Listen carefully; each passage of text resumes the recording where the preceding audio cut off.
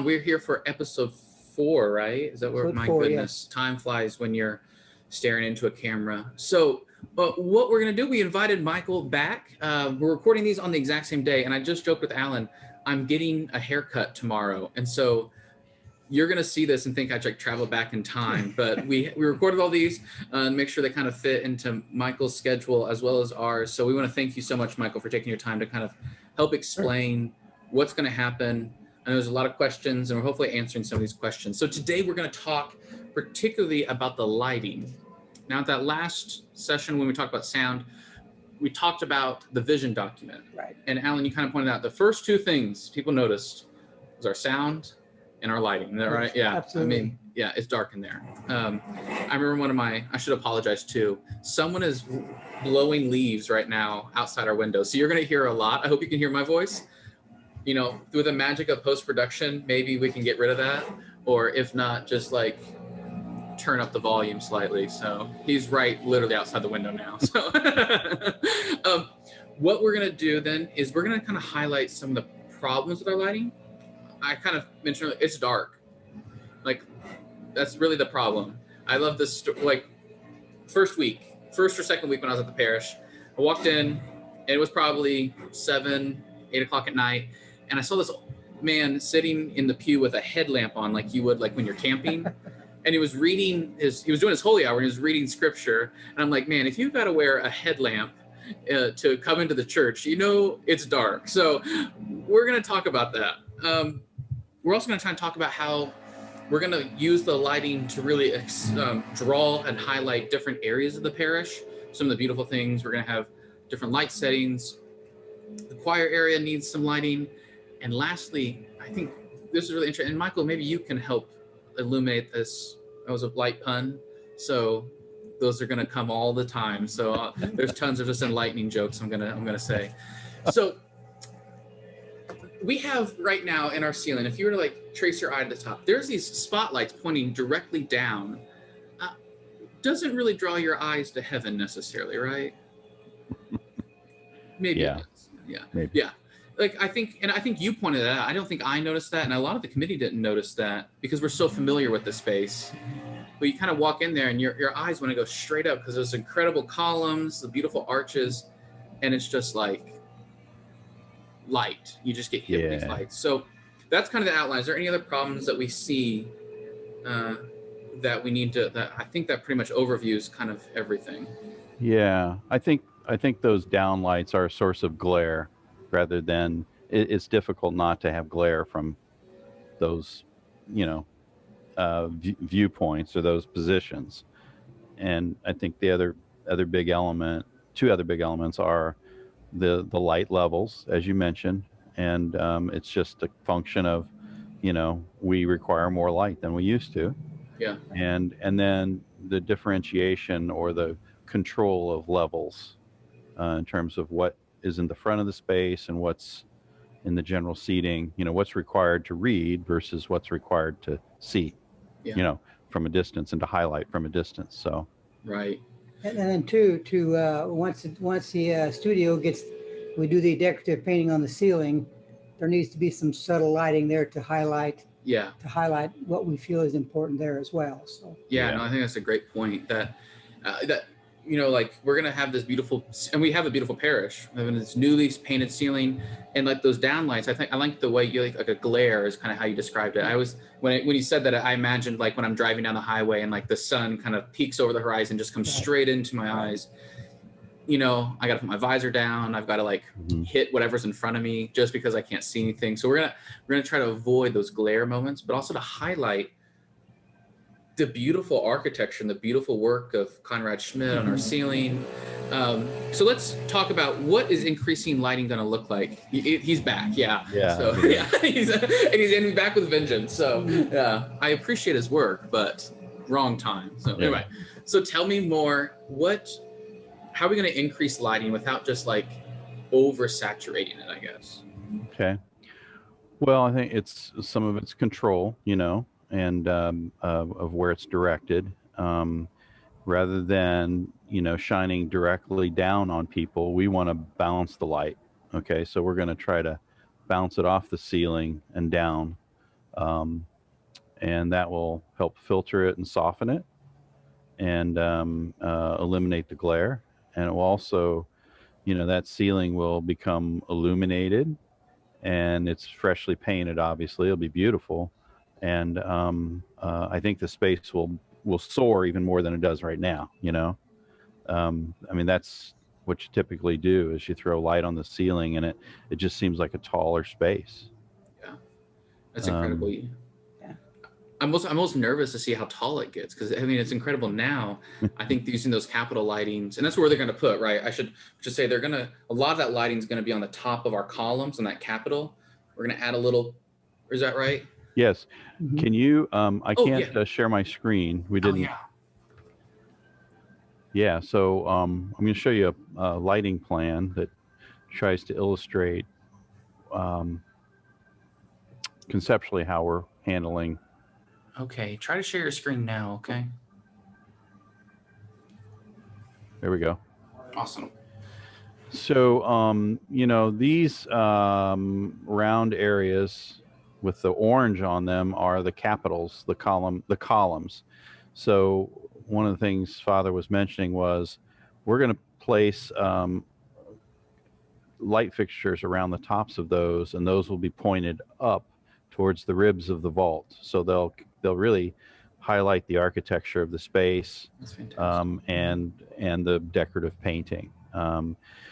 We'll have lights in between the columns that will be a decorative fixture that will probably be more decorative than, well, they'll be decorative, but they'll also throw light down on the, you can kind of see a circle there of light on the, the pews. So that will be your direct illumination for reading and whatnot. Up in front, you'll see that we'll have kind of the darker rays that you're seeing here are highlights of, like, we'll have 2 lights on the altar, we'll have 2 lights on the cantor, we'll have 2 lights focused onto the ambo, we'll have lighting on the shrines, but all of these will be very focused so that it's not just lighting the whole sanctuary area. The place of the altar will be more illuminated than next to it, let's say, or behind it. Yeah. Another element we're going to try to do is place light behind the tabernacle, behind that high altar reredos, and just to let it'll create distance between the altar and the back of the sanctuary, the apse of the sanctuary. I think it'll add some real depth to the space and drama. Yeah.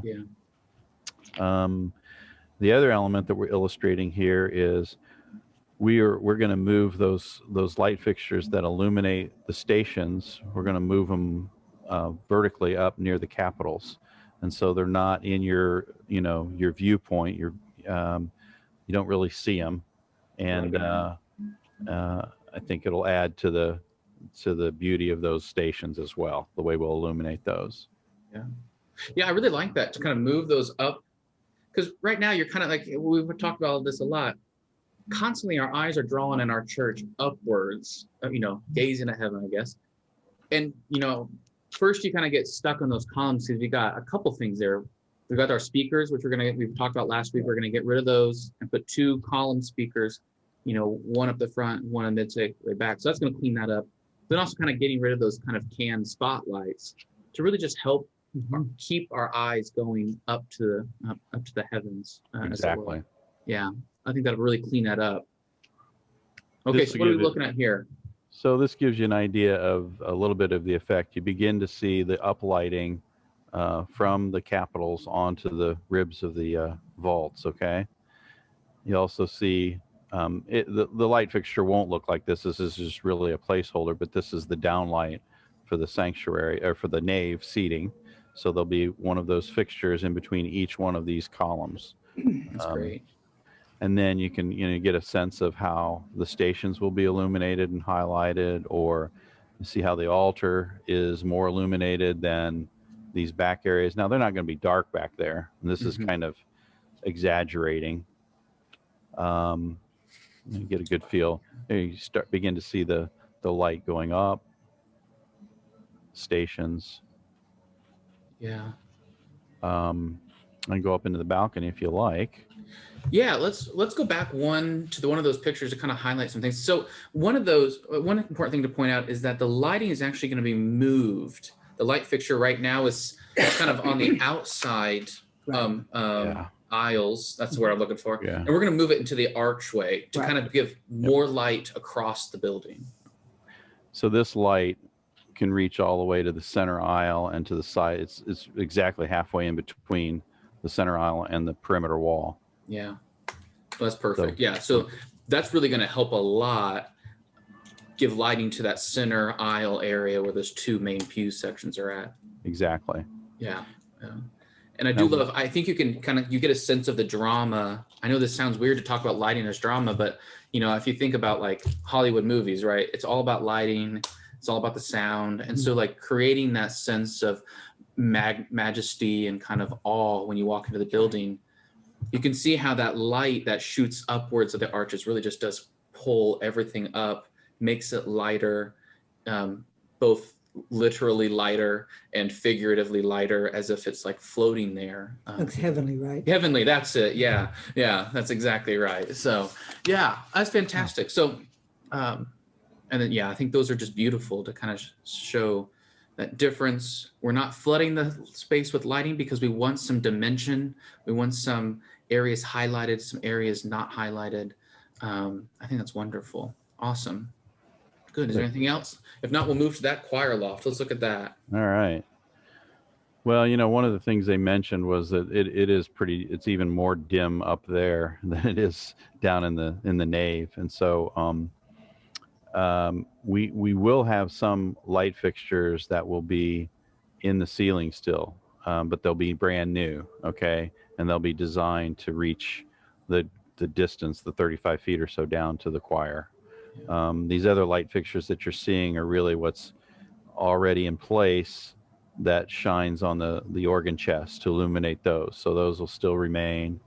But that's how we're illuminating, is it'll be directly from above. And so you can begin to see some of those, because that's really the only way we can do that up there. Right, because there was some difficulty because we have that beautiful Christ the Good Shepherd stained glass window, and you don't want to drop a light fixture down in front of it. And so really the way we had to light that was through those kind of lightings kind of recessed into the ceiling, those spotlights. Yes. Yeah, and I think that's a really good compromise. And those fixtures now are much, much less glare than what we had in the past. So it'll be a big improvement. Yeah, and they're not going to burn as hot because we're going to switch them out to LEDs, right? Yeah. Yes, you're right. Yeah, and so that'll be a big benefit for me up in the sanctuary, because I'm a big guy. I'm not cooking up there. I'm like a pig in a blanket. Right? Yeah, I'm the hot seat. Yeah, that's right. And so the choir's probably the same way. We're putting all this spotlights on them, so we're gonna cool that light down a little bit so it burns a little bit less hot, but it's also gonna increase the lighting, which is great. So yeah, fantastic. Let's talk about the exterior lighting. I see that's up there. I didn't have that written down. But I say that's a good point. Let's look at it, because I think that's going to be really crucial. What we're looking at is, in terms of the west facade, we're looking at illuminating the cross and the three statues on the two corners and right over the doors, and then we'll do a wall wash in between the buttresses on either side here to illuminate that western facade. That's great. On the north and south sides, what we want to do is we're just going to put a fixture in the ground and highlight the buttresses, because we don't want to compete with those windows. Okay. You're right. When the lights are on in the church, you'll still be able to see the windows with these light fixtures on these ground mounted fixtures. And then on the tower, we're really, right now, the way it's illuminated is just the clock, this first element, dormer element, and then the rest of the way up is a third fixture. And so we are also going to add fixtures to illuminate the shaft of the tower. If you look at it at night, you really see three pieces kind of just up there in darkness. Yeah. This will Yeah. try to illuminate much of the Oh, tower. yeah. Yeah. And then I'll add, like we said, that sense of like just go in that upward motion of using light to kind of really create some dynamic movements. I think that's incredible. Do they, I think that one, I love the statue lighting because those are really dark almost all the time. And you kind of lose the fact that, we got St. Peter and St. Paul, and then we got St. Joseph statue on that front section. Lighting those will really kind of enhance and add to that almost the mystery of the building in some ways. Yeah. Yeah. I think you're Well, right. that's great. And I think you're right. You saw that option B that had been studied, but what we found was if we did option B where we kind of light the whole base, we really compete with our beautiful stained glass windows. And there's something really warm and inviting when you drive by on Newton Street and you kind of see those windows illumined from the inside out. And we're going to be able to really, in some ways, because we're bringing the light level up constantly, even kind of our off settings are going to be a little bit brighter to really help kind of illumine those windows whenever the church is unlocked, to let people know they can come in and take an hour of prayer or just enjoy it. So, Right. Yeah. Well, that's awesome. Well, really, like I said, this one's probably going to be our shortest one because the problem's pretty simple.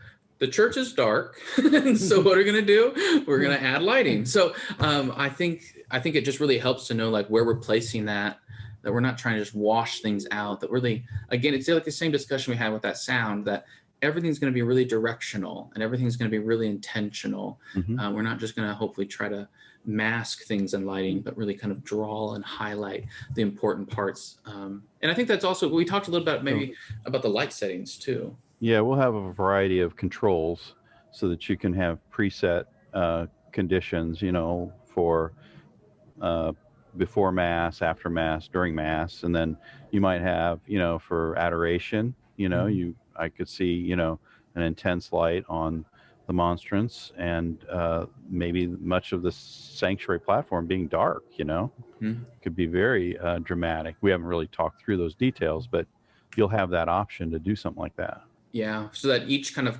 moment of the liturgy or of prayer that's kind of more kind of formalized will be reflected in the lighting as well, which would be really, really nice to kind of. Yes. I think another thing is the lighting is going to really enhance the sacred space and the place for worship, and it's going to help create an environment to where, it may help people, feel like it's heavenly. It's different. It's there's something in there that matters different. That's right. Right. It's not going to feel like a Walmart. That's what like we could light the space to look like Walmart. Conducive for worship. Right. It's going to be lighting that's going to be for prayer and for worship, and it'll make you feel hopefully different than Walmart. I mean, no doubt about it. Yeah, that's right. Yeah. Because that's what you kind of like imagine when you say we're going to flood lighting in a space is a Walmart effect. It's just everything's the same lighting across. Right. What we're trying to do is, like you said, I love that, to kind of highlight like, this is prayer.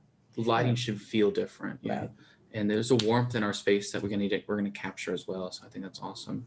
And even like by bringing that lighting up, I think it's going to help people pray better at Mass because you're going to be able to see better. I mean, just at some level, I'm a big blob up front when I'm preaching sometimes. I saw a video, like someone took a picture of me. It was my mom. I'll admit it. She was at Mass and she took a picture of me and she was in the way back because my mom always runs late. So, because that's why, that's in the Thomas genes, I guess. And, but the lighting was so intense and there was such a divide between the lighting kind of in the sanctuary and where she was sitting that I got lost, and so I think having these directional lightings will really help kind of highlight like, okay, like this is the ambo, this is where we go to hear God's word, this is the altar where we offer the sacrifice, those types of really help people pray better. So. Right. It'll be the right environment. It'll be a calming, sacred environment. Yeah, that's perfect. So awesome. Was there anything else that we need to cover for the lighting? Like I said, I don't think so. Yeah, the sound one was really technical. There's a lot going in that one, but again, lighting's it's critical, one of the most critical things for the whole church. But it's not as complicated. Yeah, We hope anyway. We'll find out once we get going. Once we can see it. That's right. Yeah. So yeah, we're gonna highlight that beautiful new painted ceiling with some capital lighting. Really help our vaults. I mean, they're gorgeous. Just to really let them kind of shine and really highlight how beautiful the architecture in our church is. Doing some exterior lighting work to kind of help with that mystery, that drama. In some ways, the drama of our salvation is being played out in our lighting. I know that sounds corny to say maybe, but I think it's a little true that if we can do lighting differently to help people pray, I think that's really gonna be important. So fantastic. Well, Michael, thank you so much again for spending some time with us. We look forward to seeing you back in Jasper once everything gets going. I mean, we're going okay. So awesome. We'll have a good one. Know of our prayers, okay? Thank you very much. Thanks.